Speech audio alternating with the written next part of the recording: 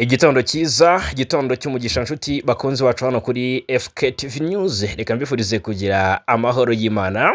Reka kandi mbahe ikaze muri amakuru agezweho ku mutekano ku butaka bw'Uburasirazuba bw'igihugu cya Kongo, mu karere ndetse no muri Afurika. Turambuka no hakurya y'inyanja ngari. Nyimunyemerere duhere i Goma mu murwa mukuru w'intara Kivu y'Amajyaruguru, turebera hamwe uko situation imeze nyuma y'urugamba karabutaka rwabaye mu nkengero z'uriya mujyi ku munsi w'ejo, ndetse by'umwihariko mu gitondo cyo ku cyumweru gishyira ku wa mbere uko byaje kurangira.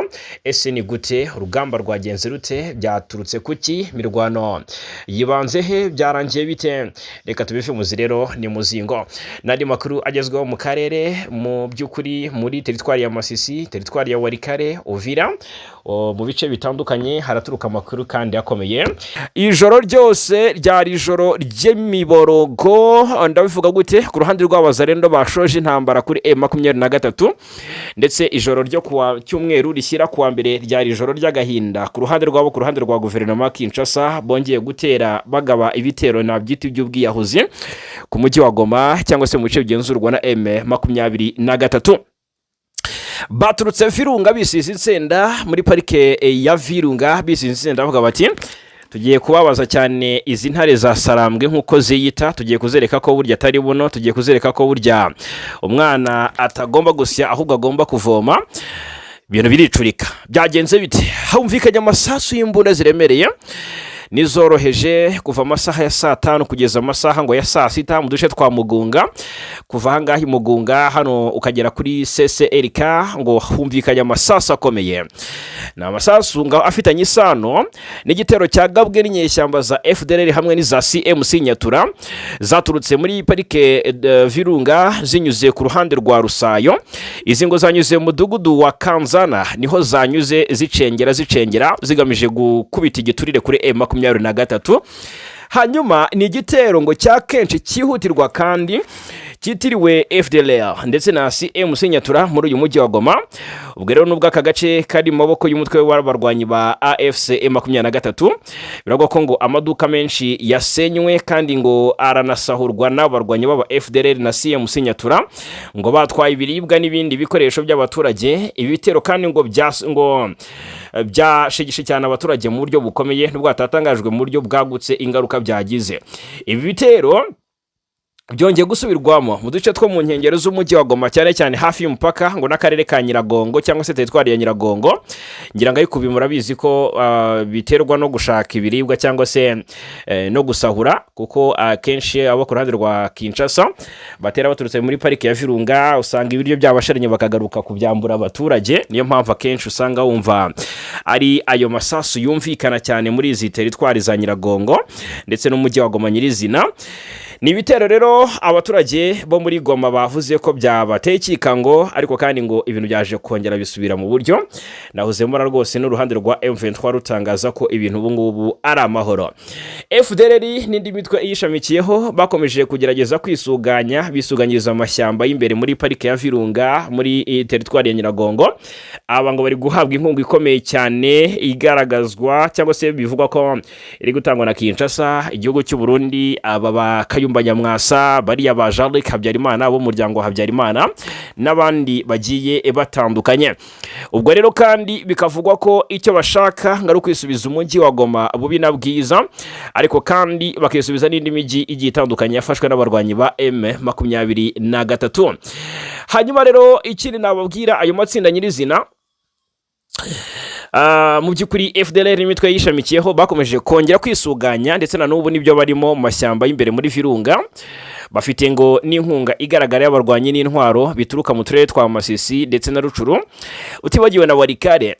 Hanyuma ayo matsinda kandi ngo niyo akunze gutegura ibico cyangwa se amambuskede ku modoka zitwaye imfashanyo z'abagira neza mu bice bigiye bitandukanye, ku baturage basanzwe ndetse no ku ngabo, harimo n'iza M23 ku mihanda ya Goma Masisi, cyane cyane hafi ya Kimoka na hano za Goma Rucuru mu duce twa Kibumba, Mayomoto na za Rugari.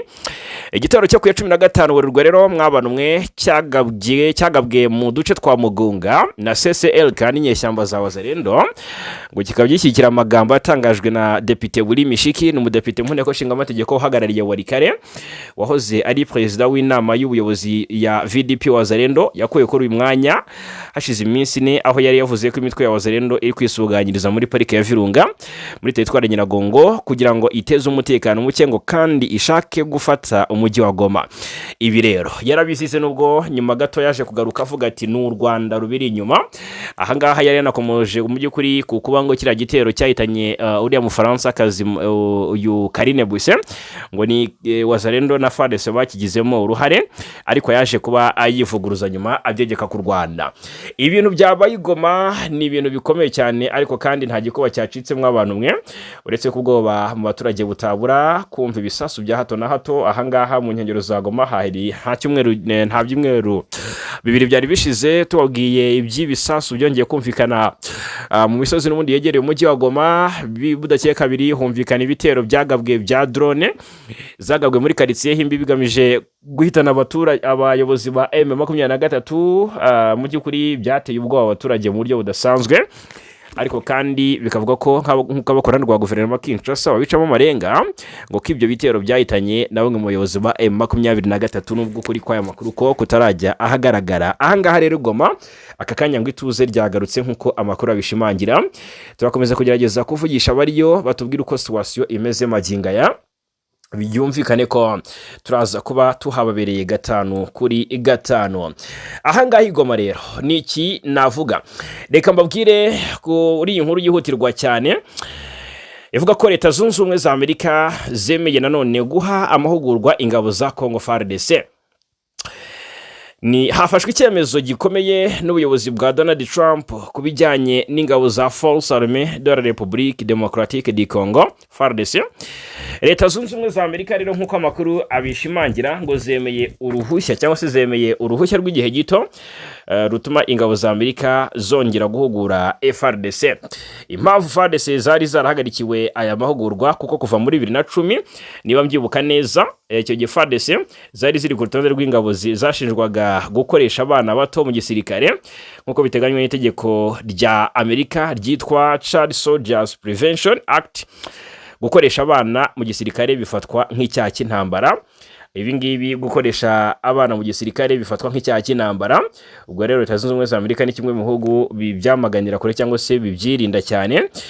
Rero kurenga ku mategeko ya Amerika kubera iri tegeko ingabo za Amerika ntizari zemerewe gukorana byuzuye na FARDC. Aka kanya rero birego ko Amerika igiye kongera gusubukura ubufasha yahaga igisirikare cya Congo, imikoranire mu bijyanye no guhana amahugurwa ya gisirikare, kandi byumvikane ko FARDC nyine igiye kuba ihabwa amahugurwa na Amerika, ntabwo ari FARDC igomba kuyatanga, birumvikana. Hanyuma rero ubu Washington DC ivuga ko FARDC ngo yateye intambwe igaragara mu guhagarika gukoresha cyangwa se kwinjiza abana mu bikorwa bya gisirikare, ngo niyo mpamvu rwose nta kabuza Amerika yafashe icyemezo cyo gutanga uruhushya rw'igihe gito rutuma habaho kongera gukorana mu bya gisirikare mu buryo bumwe na bumwe, ariko kandi butasobanuwe mu buryo burambuye uretse imyitozo igomba guhabwa igisirikare cya Congo. Kubera uru ruhushya rero cyangwa se permission, ingabo za Amerika ngo zishobora kongera guhugura FARDC, zishobora gufasha mu kongerera FARDC ubushobozi mu bikorwa byo kubungabunga amahoro. Iki cyemezo rero cyatangajwe ku mugaragaro muri Federal Register, n'ikinyamakuru cya Leta ya Amerika gitangaza ibyemezo bya leta. Hanyuma ibijyanye n'uruhushya rw'igihe gito reka turebera hamwe n'urw'igihe kingana iki, kuko aha ngaha ariko ni ngombwa kumenya ko uru ruhushya rutuzuye kandi n'urw'igihe gito rwose nk'uko amakuru abigaragaza, kuko Amerika ngo izakomeza gushyira imipaka kukugurisha FARDC intwaro zimwe na zimwe kugeza igihe izabona andi mahinduka cyangwa se izindi mpinduka zikomeye mu gukuraho burundu ikibazo cy'abana bakoreshwa mu gisirikare. Ni ibi ngibi rero twavuga byaba bisobanuye ko FARDC ibonye igisubizo. Ese FARDC yamunzwe mu by'ukuri na ruswa? Iyi FARDC yamunzwe n'ubugambanyi? FARDC yakunze gutsindwa uruhenu? Byaba bisobanuye ko noneho igihe cyaba kigeze mu by'ukuri kugira ngo mu by'ukuri ibi gisirikare kiri organized gifite umurongo ngenderwaho kandi uhamye. Ese byafasha FARDC kugira ubudahangarwa cyangwa se kugira imbaraga zo kunesha M23 ku mirongo y'urugamba? Ni ikibazo kibazwa, ubwo namwe nifuza ko mutangaho igitekerezo. FARDC rero igiye guhabwa mu by'ukuri imyitozo n'igisirikare cya Leta Zunze Ubumwe za Amerika maginga ya nicyo amakuru mashya rwose ashyushye yihutirwa ari kutugaragariza. Hanyuma rero ikindi twavuga muri Kivu y'Amajyaruguru muri teritwari ya Masisi, aha umudugudu wa Malemo biravuga ko wafashwe na Wazalendo. Twababwiye kuva ku munsi wo kwa kanga, uyu munsi turi kwa kabiri, ariko kuva ku munsi wo kwa gatanu impande zombi zararwanaga rukabira gica. Aka kanya amakuru angera harakomeye cyane aragaragaza ko M23 ngo yakubititse ku mirongo y'urugamba, ngo bakubititse birukanwa Imalemo, abari hafi bageze Minjenje na Zampeti ni muri groupement ya Kisimba ni muri Warikare. Bivugwa ko Wazalendo yashushubikanye M23 hasi hejuru cyangwa se amajyana maza. Ubwo rero ni umudugudu wa Malemo bivugwa ko ngo wafashwe na M20 na wafashwe na Wazalendo muramba barira wirukanywemo M23 uri mu gace ka Bashari Mukoto mw'abantu mwe. Ni muri Kivu y'Amajyaruguru. Malemo yafashwe na coalition ni FDLR ni FARDC na Wazalendo. Ahangaha ubundi muri Masisi na Warikare nta murundi ukihabarizwa nkuko amakuru bigaragaza. Abarundi bari hepfo muri Kivu y'Amajyepfo. Ahanga rero Malemo uyu mudugudu waje gufatwa n'abarwanyi b'Abazalendo na FARDC muri intambara bahanganye na M23 iminsi neri yihiritse besurana ku buryo bukomeye, ariko ubwo navuga wenda kuva ku wa gatandatu nibwo urugamba rwari rwabaye amagasa barasana imbunda nini ndetse n'into zumvikana. Rero M23 nkuko amakuru atangwa n'abayobozi gakondo ndetse n'inzego z'umutekano zo muri ibyo bice abishimangira neza ngo M23 ibyarangiye imirwano rwose iyigoye cyane cyangwa se uru rugamba ruyigoye, itangira kugenda ihunga by'umwihariko mu gitondo cyo ku munsi w'ejo. Rero aka gace ka Malemo kaje kuba gafatwa mu buryo bwuzuye 100% na Wazalendo. Na gace kagaragara rero ku muhanda uhuza Kalembe na Mpeti, na gace gafatwa nk'ingenzi cyane kuko gahuza teritwari ya Masisi ndetse n'iya Warikare. Ku mugoroba rero wo ku munsi wo ku cyumweru nibwo Abazalendo bari bashoboye kwirukana abarwanyi ba M23 mu buso buto bwa Malemo muri uwo mudugudu nyine, ariko amakuru akavuga ko baraye bagundagurana ndetse M23 nayo irara ikora withdraw ihunga. Mu barwanyi rero ba M23 ngo abishwe nabo ni benshi nkuko Abazalendo babyigamba, ariko kandi n'Abazalendo basize ubuzima ni benshi, ntabwo turi kumenya umubare wabo ariko nabo bahaguye nubwo byarangiye bo babashije kwigarurira aka gace. Abenshi bakibaza batese FARDC na Wazalendo baba babashije mu by'ukuri kugira uduce bashoboramo guhagama M23 cyangwa se yabarire plus strategique M23 ikunze gukoresha mu bice bitandukanye, cyane ko yariherutse kurekura agace nka Boabo, agace Kaboabo kamwe mu duce tw'ingenzi muri teritwari ya Masisi, agace nka Ndete M23 yakarekuye nta mirwano ibaye, agace nka Kazinga M23 yakarekuye nta mirwano ibaye. Abenshi bakavuga bati rero wasanga mu by'ukuri M23 itarashweho urufa rw'amasasu ngo itsindwe ihunge, ahubwo ko yabarire plus strategique. Ni ibyavuzwe ariko bidafite gihamya. Amakuru rero aravuga ko aba M23 benshi bahungiye Minjenje mu duce twa Minjenje na Mpeti ni muri groupement ya Kisimba teritwari ya Warikare. Malemo rero aka kanya ifitwe na Wazalendo, na gace gafitiye umumaro munini izi nyeshyamba za Wazalendo nkuko amakuru abivuga. Ubwo ndavuga na gace k'ingenzi cyane mu bya gisirikare. Hanyuma ubwo ngubwo iyi mirwano yabaye ndetse itera ubwoba abaturage, hari abahunze, hari abahungiye mu bihuru, ndetse n'ubu ngubu hari abataragaruka mu bice byabo mu ngo zabo muri ibi bice. Ukibaza utese agace kafashwe na Wazalendo kari kurindwa umutekano na Wazalendo wagasubiramo byaba ari uguhungira ubwayi mu kigunda. Ubwo rero kandi aka gace ka Malemo nkuko nayikubwiye kari ku muhanda uhuza Kalembe ndetse na Mpeti. Iyi Kalembe uba winjiye muri Warikare tayari ndetse na Mpeti, kuko agace ka Mpeti gafatwa nk'imwe mu nkingi zikomeye ndetse n'ahantu h'ingenzi AFC M23 ikoresha mu bikorwa byayo bya hafi, ikoresha mu by'ukuri igerageza kwa advancinga ku mujyi wa Pinga.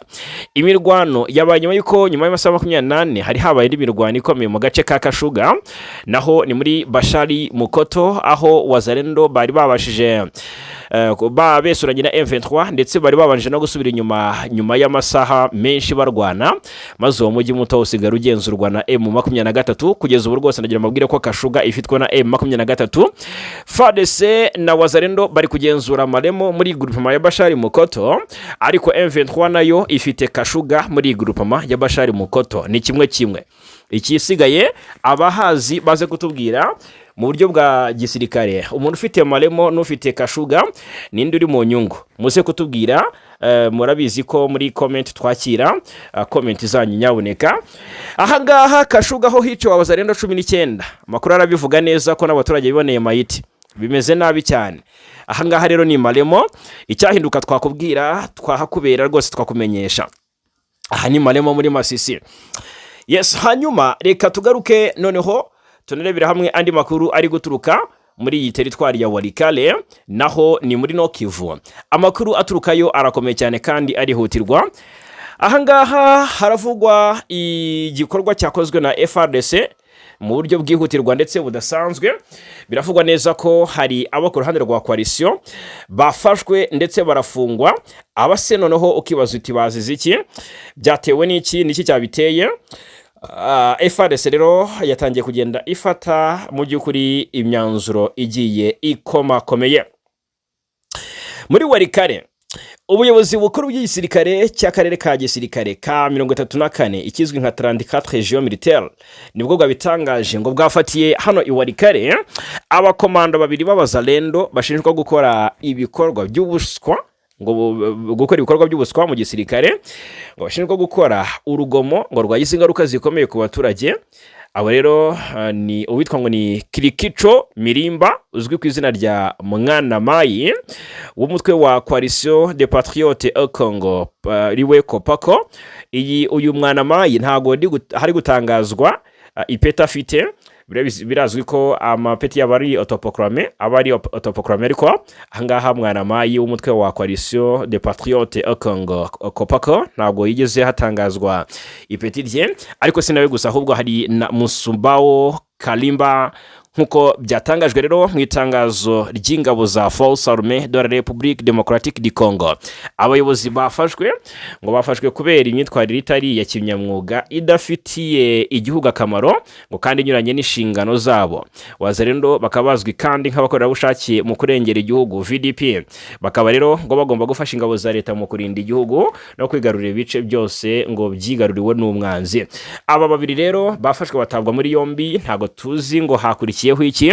Amakuru aragaragaza neza ko mu by'ukuri icyo ari cyo cyemezo cyafashwe kandi icyo bazize ngo ni ikintu kitakwihanganirwa muri FARDC, bakurikije umurongo obihaye mushya wo gukomeza mu by'ukuri kwisubiza ibice bambuwe n'umwanzi ari we M23. Mu bice bya Kivu y'Amajyepfo ubwoba ni bwose ndetse umutekano ni muke mu bice by'Umurenge, mu bice bya Bidegu, mu bice bya Kalingi. Ubwoba ni bwose, nta makuru y'urugamba ariyo, ariko ubwoba ni bwose mwabana mwe. Mu Minembwe ubwoba ni bwose ku ruhande rw'abaturage bakomeje kugenda bagabwaho ibitero by'indege z'intambara, indege zagera abapilote zizwi nka drone, bigahitana abaturage bikangiza ibikorwa remezo ndetse n'ibindi bigiye bitandukanye. Ahitwa Uvira rero ho, muri uyu mujyi wa Uvira noneho ubundi twari twiteze ko haza kuba intambara y'injyana muntu hagati y'impande zihanganye hari ya Uvira. Intambara agombaga kubica bigacika ku munsi wo ku cyumweru tariki 15, ariko byaje kurangira nta kwesurana kubayeho kuko M23 yamenye amakuru kare, igira uburyo nayo ipanga cyangwa se yitegura Coalition imenya ko M23 ihagaze buguma yahita bamerera nabi, ibitero birasubikwa. Ariko ikivugwa nuko batawuzi nago bicumu ngo babuze ndabica umujyi nkuko amakuru bigaragaza. FARDC na Wazalendo niba nabyita kumwara, niba nabyita iki kubura uko bagira, bagize gutya bafunga umuhanda uhuza Bukavu na Uvira. Ariko nanone nawe wabyumva, ese niba Bukavu igenzurwa na M23, uyu muhanda ukaba wakwifashishwa n'abava i Bukavu berekeza Uvira, kandi Uvira igenzurwa na Coalition, Uvira igenzurwa na FARDC birumvikana, hanyuma Bukavu igenzurwa na M23. Wakwizera ute ko nta maneko zakoresha uyu muhanda zerekeza Uvira ngo zigende zimenye uko situation imeze, zifashishe cyangwa se zitwaje ko ari abagenzi nk'abandi? Birumvikana cyane. Ariko kandi iki cyemezo cyagize ingaruka ku baturage bakoresha uyu muhanda mu buzima bwabo bwa buri munsi kugira ngo barye banywe. Byumvikane ko rero bitoroshye. Ingabo za Kongo rero n'ihuriro ry'imitwe ya Wazalendo byafunze uyu muhanda uhuza umujyi wa Bukavu na Uvira muri Kivu y'Amajyepfo. Ni route ndetse na idi principal, ni route nationale numero 5. Uyu n'umuhanda usanzwe wifashishwa mu bikorwa by'ubwikorezi, gutwara abantu n'ubucuruzi bihuza abatuye ibice bya teritwari ya Uvira biherereye mu kibaya cya Rusizi. Ubwo rero mu gitondo cyo ku itariki 15 Werurwe abacuruzi bavaga muri centre ya Runingu berekeza berekeza muri Sanje. Iyi Sanje niyo nababwiraga ko yateguweho igitero cyari karahawutaka, ariko M23 bikaza kurangira imenya makuru ikakirinda kare. Bikavugwa neza ko iki gitero cyari kugabwa Sanje, cyari kwerekeza M23 mu bice bya Kamanyora, Jugujugu no ku mupaka uhuza u Rwanda ndetse n'igihugu cy'u Burundi na Repubulika Demokarasi ya Kongo hariya mu kibaya cya Rusizi. Aha ngaha rero ntabwo habaye imirwano, ahubwo uyu muhanda Route Nationale 50 usanzwe wifashishwa mu bikorwa by'ubwikorezi mu gutwara ibintu waje gufungwa. Bigaurwa mu gitondo cyo ku 15 Werurwe nibwo byatangiye gutangazwa n'abacuruzi bavaga muri centre ya Runingu berekeza muri Sanje, ngo basubijwe inyuma n'ingabo za Kongo ndetse na Wazalendo. Radio Maendeleo ni radio yivugira abaturage yatangaje ko hari abagenzi bavaga i Bukavu berekeza mu bice byo mu kibaya cya Rusizi cyangwa se mu mujyi wa Uvira, ariko ngo bose bafungirwa inzira bikusanyiriza muri centre ya Sanje mu gihe bari baditegereje igisubizo nkuko amakuru abivuga. Ubwo rero nyuma y'umwanya munini abaturage ngo bari mu rujijo rudasanzwe, bamenyeshejwe ko nta modoka, moto cyangwa abagenda n'amaguru bemerewe kujya muri uriya mujyi wa Uvira baturutse mu bice bigenzurwa na M23. Nukubanga aka kanya kuva Bukavu werekeza Uvira byibagirwe ntibishoboka, nubikora barakwica. Cyese niba ufite izindi maje ukoresha kugira ngo ugere Uvira uvuye Bukavu, barakwica ngo nago bashaka intasi ziri gutumwa na M23 muri biriya bice. Ibintu byumvikana neza ko hari impungenge zikomeye, kuko byavuzwe ko M23 ifite gahunda yo kugaba ibitero byo kwisubiza Uvira, ndetse ko ifite kwicuza gukomeye kuba yarerekuye Uvira hagati mu kwezi kwa Mutarama uyu mwaka. Ibyo ntago twabigarukaho. Ariko kandi kuva AFC M23 yava mu mujyi wa Uvira hagati muri Mutarama uyu mwaka, urujya n'uruza rwaragabanyutse cyane muri uyu muhanda bitewe nuko abakora ingendo ndende banyura mu bice bigenzurwa n'impande zihanganye. Bivuze ko rero impungenge ni zose. Ingabo za Kongo na Wazalendo bigaragaza ko byafashe iki cyemezo mu rwego rwo kubungabunga umutekano mu bice bigenzurwa, ariko abaturage ntibabyumva cyangwa se ntibabyumva kuko basaba ko uburinzi bwakazwa aho kubavutsa amahirwe y'imibereho. Nibyo ngibyo rero biri kuvugwa muri Uvira, aha ni muri Kivu y'Amajyepfo. Aha ngaha rero nicyo twavuga. Hanyuma mu yandi makuru reka tuve Uvira turebera hamwe n'andi makuru ari kuvugwa mu cyo nakwita nka diplomasi na politiki mpuzamahanga. Aka kanya biravugwa ko Tshisekedi aracyurira igiti, ariko ngo rwose hari ukuntu umuntu agira atya ngo nibarihima bamujinya. Yes, biravugwa neza ko Tshisekedi ibibazo byose Kongo irimo abifitemo uruhare 80%, impamvu bidakemuka akaba bifitemo uruhare 100%, bitewe n'ibyo tugiye kuba tugarukaho. Ikibazo cy'umutekano cyahozeho ataranaza, ariko uburyo yatumye gitumbagira kigafata indi ntera, intambara igakomera igafata indi ntera, nabyo n'ibindi. Reka turebera hamwe ese ikibazo cya Kongo ni Tshisekedi. Aha ngaha rero Minisitiri Nduhungirehe aragaragaza ko atari Tshisekedi wenyine. Reka turebera hamwe ibyo yatangaje. Ni Minisitiri w'Ububanyi n'Amahanga Olivier Nduhungirehe yagaragaje ko Perezida Felix Antoine Tshisekedi wa Repubulika Demokarasi ya Kongo atari we gusa utuma amasezerano ya Washington igihugu cye n'u Rwanda byasinyanye adashyirwa mu bikorwa, kuko ko ahubwo ikibazo kinari ku muryango mpuzamahanga umureberera mu gihe ayica. Umukuru wa diplomasi y'u Rwanda yabigarutseho mu kiganiro yagiranye na Radio Agasaro Kaburanga. Rero na Agasaro Kaburaga, ni radio Agasaro Kaburaga ku 27 Kamena nibwo u Rwanda na Kongo byashyize umukono ku masezerano y'amahoro i Washington mbere yo kwemezwa noneho mu buryo budasubirwaho n'abaperezida Paul Kagame w'u Rwanda na Tshisekedi wa Kongo na Donald Trump wa Leta Zunze Ubumwe za Amerika. Icyo gihe byari tariki enye Ukuboza 2025. Zimwe mu ngingo rero zikubiye muri ayo masezerano harimo kuba impande zihanganye mu burasirazuba bwa Kongo zaragombaga gutanga agahenge, yemwe leta ya kiriya gihugu igasenya umutwe w'iterabwoba w'abajenosideri wa FDLR. Minisitiri Nduhungirehe rero avuga ko nyuma y'isinywa ryari amasezerano, leta ya Repubulika Demokarasi ya Kongo yakomeje kugaba ibitero ku birindiro by'umutwe wa Alliance Fleuve Congo no mu midugudu ituwe n'abasivile biganje b'abanyamulenge, aho kugira ngo amahanga agire ibyo abikoraho cyangwa se icyo abikoraho, agahitamo kwijondika u Rwanda no kurufatira ibihano. N'ibihano birimo ibyo Leta Zunze Ubumwe za Amerika ziherutse gufatira ingamba ziherutse gufatira rero ingabo z'u Rwanda. Murabyibuka uyu mukuru wa diplomasi yagaragaje nk'ibidakwiye kuko ari iby'uruhande rumwe. Abajijwe igikwiye gukorwa kugira ngo amasezerano ashyirwe mu bikorwa, Minisitiri Nduhungirehe yagaragaje ko hakenewe ubushake bwa leta ya Kongo bwo kumva ko intambara atari yo izazana umuti w'ikibazo, ko ahubwo icy'ingenzi ari ugushyira mu bikorwa amasezerano yasinye. Yakomeje agaragaza ko Tshisekedi wanze gushyira mu bikorwa ibyo yiyemeje atari we gusa kibazo, ko ahubwo kinari ku mahanga akomeza kumurebera. Ati hari nanone ubushake bwa politiki bw'umuryango mpuzamahanga, kuko ikibazo ntabwo ari leta ya Kongo gusa, ikibazo ntabwo ari Tshisekedi gusa, ahubwo ikibazo kiri no ku muryango mpuzamahanga urebera, cyangwa se ukareka Perezida Tshisekedi agakomeza kubangamira aka gahenge n'aya masezerano y'amahoro akoresheje ibisasu, kandi bose babizi, babireba, bakabyemera. Hanyuma rero umutwe wa M23 wasubiza, akaba ari bwo mu by'ukuri uwo muryango mpuzamahanga uhaguruka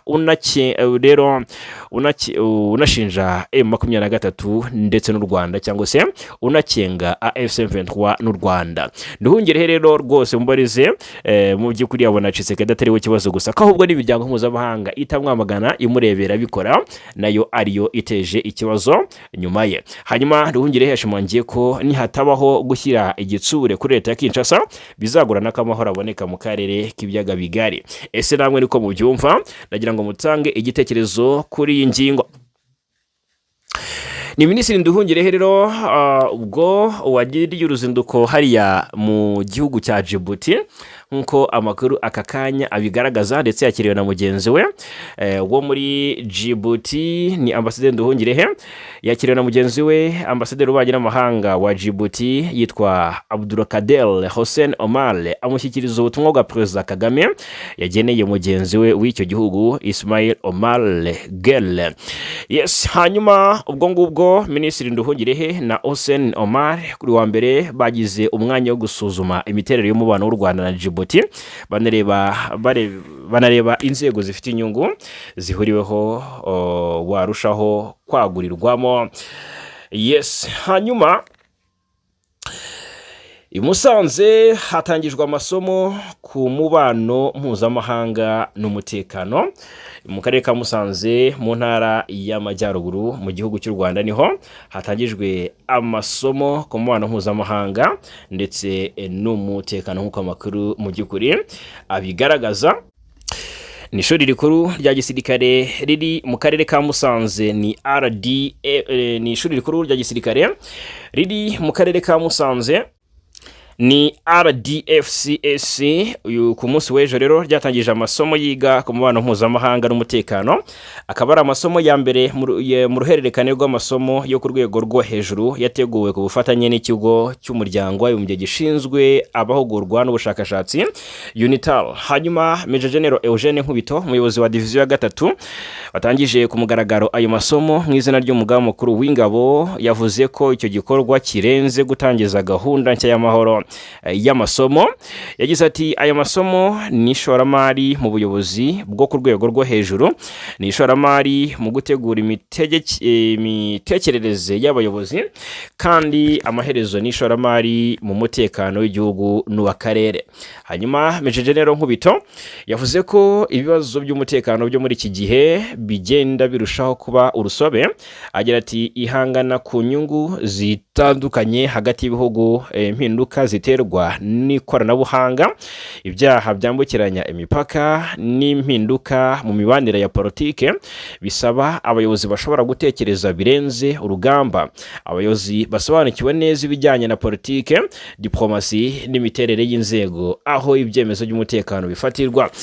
Yasabye abitabiriye aya masomo gukoresha neza aya mahirwe mu kwagura imitekerereze yabo, gusuzuma no kugenzura ibyo bafataga nk'ukuri kudashidikanywaho, ndetse no kubaka imiyoboro y'imikoranire izafasha kongerera ubushobozi hamwe mu guhangana n'ibibazo by'umutekano bihuriweho. Hanyuma rero mu ijambo rye umuyobozi w'ishuri rikuru rya gisirikare Brigadier General Andrew Nyamvumba yavuze ko aya masomo yateguwe hagamijwe kongerera ubushobozi abari mu rwego rwo hejuru mu gusobanukirwa imigendekere y'ibera mu rwego mpuzamahanga no gutanga umwanzuro unoze mu itegurwa rya politiki n'ifatwa ry'ibyemezo.